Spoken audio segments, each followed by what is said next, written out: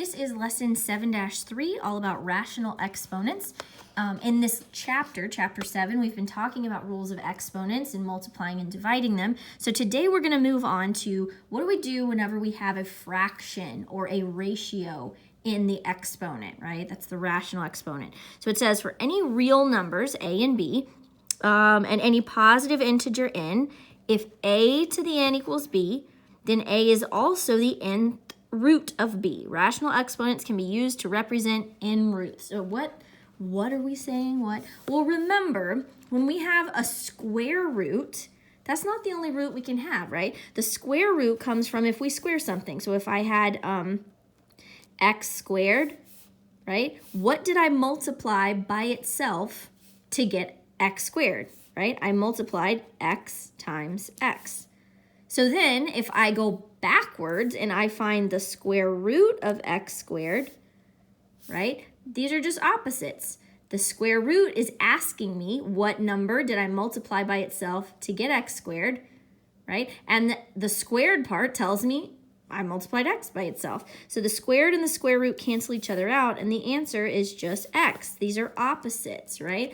Well, another way that we can write the radical sign here is using 1/2, right? This radical sign means the square root, okay? A radical is actually just asking for a root. There can be different roots, right? That's what they're calling the nth root. There can be a third root, a fourth root, a fifth root, all kinds of roots. Whenever you don't see a number on this radical sign, it goes without saying that it's the square root. It's asking you whatever number is underneath here, what number did you multiply by itself to get that number, right? It's just squared. What number did you square to get this? And then you come down to the base, right? The original number, the root. But it's not just squared. We can have the cube root, right? So for example, if I had 2 to the third power, that means 2 times 2 times 2, right? That was a weird 2. I'm multiplying 2 out 3 times. So 2 times 2 is 4, and 4 times 2 is 8. So 2 to the third power equals 8. So what would be the third root of 8? When there's not a number here, you assume it's a 2. If it's just the radical sign, you assume it's a 2. But if it's not a 2, that number will be written here. So this is asking you the number underneath this radical sign. How did you get it? What number did you multiply by itself 3 times to get 8, right? And this is the same thing as 2 to the third power. And remember when we worked with the square root, anything that had a 2 right here canceled out with the square root radical. So it was like its little ticket out, it handed it over and it hopped out front. Well, this is the cube root radical. So anything with a little 3, it cancels out with the cube root. So it would hand over this little 3 and it would hop out front and it would just be a 2. The cube root of 8 equals 2. Okay? And we can write the cube root another way. So whatever the root is in our fraction, so our base here is 8, the number underneath the radical sign. Whatever this number is here, it's going to go on the bottom of our fraction in the exponent, right? So if this is a 3, then we would write 8 to the 1 over 3 if it's the root. It's not saying 8 to the third power. It's going backwards. It's saying like 8 divided by what 3 times, right? It's the opposite of squaring or finding the cube root. We're going backwards now. We're dividing backwards. Okay, I hope that's making sense. All right, so whatever number, zoom in a little bit. Whatever number is on top of your radical sign here, it's going to go on the bottom of your fraction. If this is a 3, the cube root, it goes on the bottom of this fraction. If there's not 1, it's really a 2. We just don't write the 2. Okay, so to rewrite this as a rational exponent, you'd write 1 over 2. Whatever number is like above the little check mark radical sign here, that's what goes on bottom of your fraction. So if I had the fourth root of x, I would write that as x, the base, to the 1 over 4, right? This is the same thing as this. So it's asking you the root. It's like dividing backwards. It's not asking you to multiply it forwards. It's asking you to divide it backwards. You should end up with a smaller number once you find the root. All right, so let's jump into this a little bit further. First thing we want to do is just rewrite it correctly, okay? Whenever you have an exponent, it only applies to the number right in front of it, okay? So unless there are parentheses, that exponent only applies to the term in front of it. So here, 14 to the 1/2 power is the same as putting 14 under the radical, and then since there's a 2 on the bottom, the 2 would go on the top. But that's our special case because whenever there's a 2 on the top, you actually don't have to write the number. So you would just write it this way. This is the same as this. So when you see this radical sign, it means your exponent's going to be a fraction. How do you know what goes on top of the fraction? How do you know what goes on the bottom of the fraction? The number out here goes on the bottom of your fraction. If the whole thing is raised to a power, or if the number under this radical is raised to a power, that goes up top, right? So we're going to do some more examples here. All right, 5x to the 1/2. What goes underneath the radical? This 1/2 only applies to the x. It doesn't apply to the whole thing. If this was in parentheses, we could put 5x under the radical. But if we did this, that is not correct. This right here is 5 and then x to the 1/2 power. So the x is what goes underneath the radical. And remember, we don't have to write the little 2. That's the only one we don't have to write. If it was a 3, a 4, a 5, anything else, we have to write it here. If it's a 2, it just kind of goes without saying that this is already the square root symbol, so we don't have to write it. Okay, next one here, 17y to the 1/2 power. The only thing the 1/2 applies to is the y. So we would write 17, and then y is being raised to the 1/2. So it goes underneath the radical symbol, just like this. Okay, if it's already got the radical symbol, they want you to write it backwards. So here, my base is 17. There's no number here, so I know it's a 2. So when I write it as a rational exponent, I put the 2 on the bottom of that fraction in the exponent. Okay, so this is the same as this, or I can write it vice versa. All right, let's do this one. 19ab to the 1/2.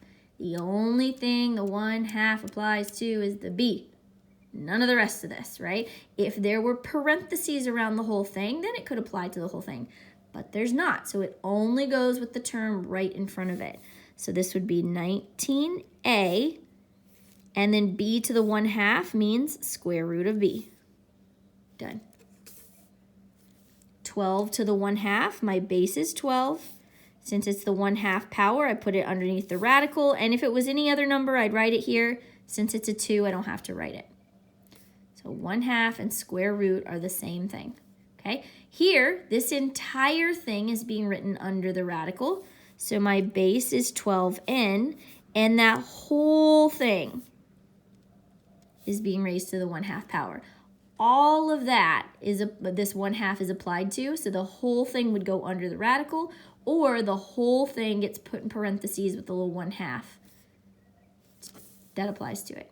Okay, already did that one, already did that one. Square root of 37. There's no number here, so I know it's the square root. My base is 37, so I raise that to the 1/2. Done. And more often than not, you want to use the radical. You don't want to necessarily use the rational exponent. But if you see the rational exponent, or if it asks you to use a rational exponent, now you know how to do it. Number 8, I'm like working in a weird pace. This base here is 18b.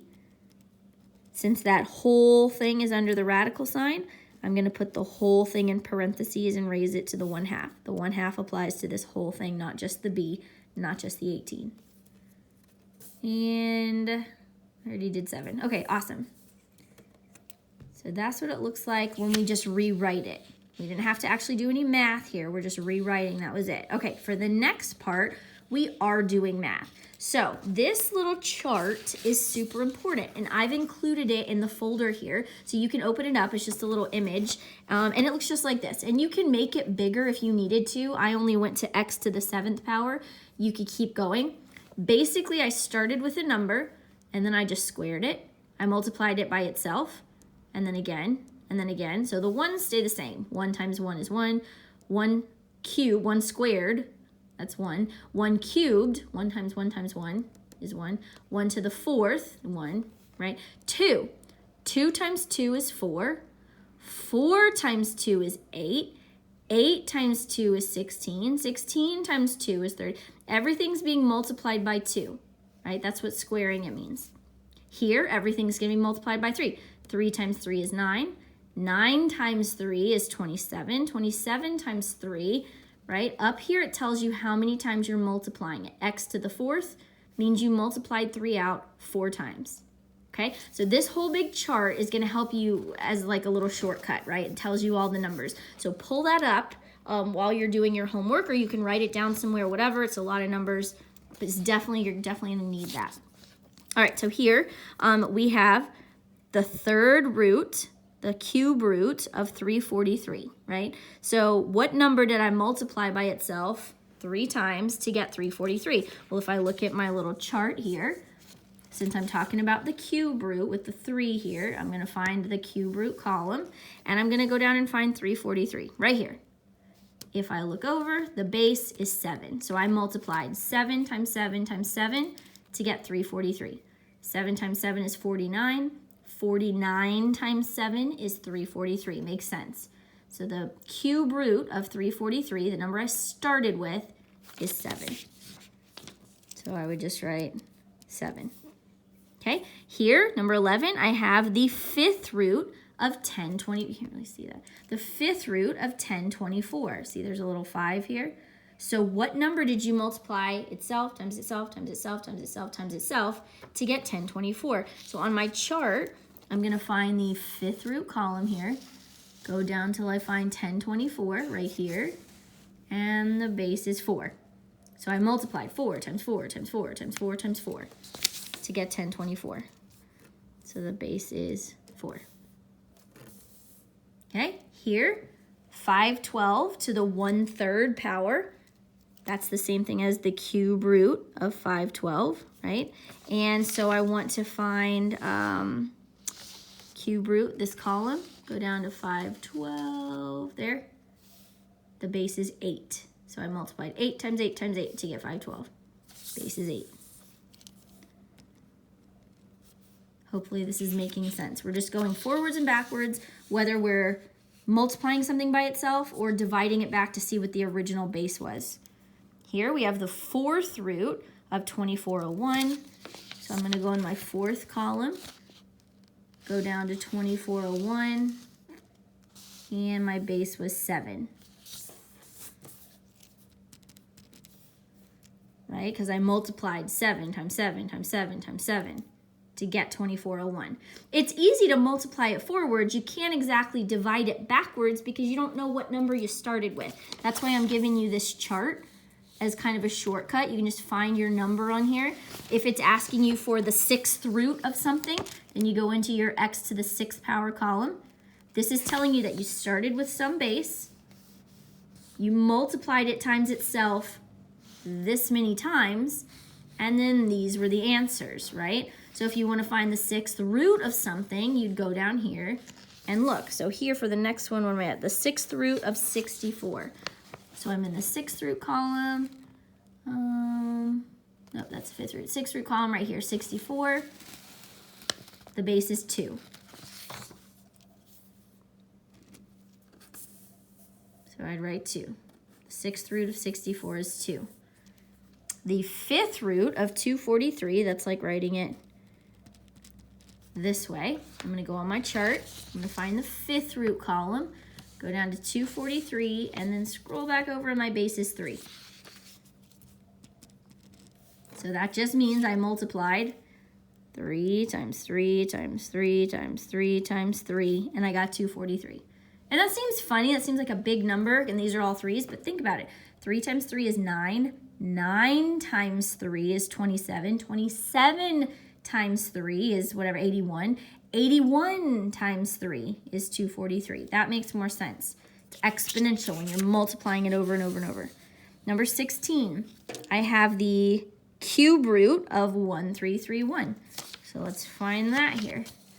The cube root oh, I didn't go down big enough, right? So I gotta go down a little bit further. I need maybe 11, a 12, a 13. And I'm gonna need to find cube roots, right? So boom, boom, boom. And I'm not making my chart bigger, so you can always add on to your own chart. Let's see, 11 squared is 121. 121 times 11 is, oh, there it is, 1331. So 11 times 11 times 11 equals 1331. The cube root of 1331 is 11.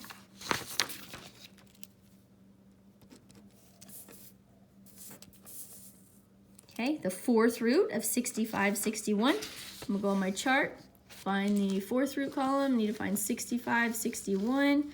Boom, there it is. Base is 9. And 18, last one, fourth root. This is to the 1/4, which means it's really 4096, fourth root. So I'm gonna find my fourth root column. It just got really dark outside. My fourth root column, 4096. Boom, there it is. My base is 8. Okay, hopefully that's making sense to you. Whatever's underneath here, it asks you for a root. This is the square root symbol. If there's no number here, it's the square root, meaning there's a 2 here, right? But if there is a number, it's that root. So what's the fourth root? It means what number did you multiply by itself 4 times to get this? We multiplied 8. 8 times 8 times 8 times 8 gave us 4096. And that's hard to do in your own head. So I gave you this whole chart. And you might have to add to it, just like we did down here. I extended a few numbers, right? To get from here to here, I just squared it. So 10 times 10 just by itself is 10. 10 times 10 is 100. 10 times 10 times 10 is 1,000. 10 times 10 times 10 times 10 is 10,000, right? 11 times 11 is 121. 11 times 11 times 11. 12 times 12 is 144. 12 times 12 times 12 is 1728. 13 times 13 is 169. 169 times 13 is 2197. Right, so you just keep multiplying them out by themselves to get the next column. 11 times 11 times 11, take this number, multiply it by 11 to get this. Take this number, multiply it by 11 to get the next. Same thing here. Okay, let me know if you guys have questions on that, and then stay tuned for video 2.